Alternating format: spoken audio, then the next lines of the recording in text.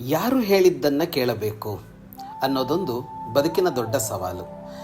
ದೊಡ್ಡವರು ಹೇಳಿದ್ದನ್ನು ಕೇಳು, ವಿವೇಕಿಗಳು ಹೇಳಿದ್ದನ್ನು ಕೇಳು, ಅನುಭವಿಗಳು ಹೇಳಿದ್ದನ್ನು ಕೇಳು, ಅರಿವಿದ್ದವರು ಹೇಳಿದ್ದನ್ನು ಕೇಳು ಅನ್ನುವ ಮಾತುಗಳೆಲ್ಲವೂ ಇವೆ, ನಿಜ.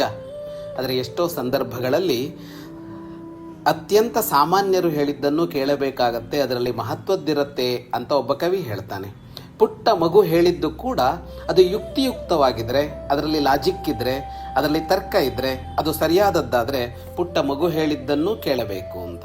ಯಾವುದನ್ನು ಕೇಳಬೇಕು ಅನ್ನೋದಕ್ಕೆ ಯಾರು ಹೇಳಿದರು ಅನ್ನೋದು ಮಾನದಂಡ ಅಲ್ಲ, ಹೇಳಿದ್ದು ಸರಿಯಾ ತಪ್ಪ ಅನ್ನೋದು ಮಾನದಂಡ ಅನ್ನುವ ಆಶಯವನ್ನು ಅವನು ಧ್ವನಿಸ್ತಾನೆ.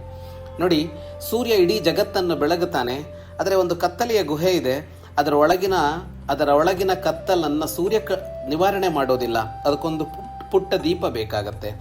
ಮನೆಯ ಯಾವುದೋ ಮೂಲೆಯ ಕತ್ತಲೆಯನ್ನು ಸೂರ್ಯನ ಬೆಳಕು ಕಳೆಯಲಾರದು, ಅದಕ್ಕೆ ಪುಟ್ಟ ದೀಪ ಬೇಕಾದೀತು. ಹಾಗಾಗಿ ಪುಟ್ಟದು ಅಂತ ನಿರ್ಲಕ್ಷಿಸಬೇಡಿ ಅಂತ ಹೇಳ್ತಾನೆ ಅವನು.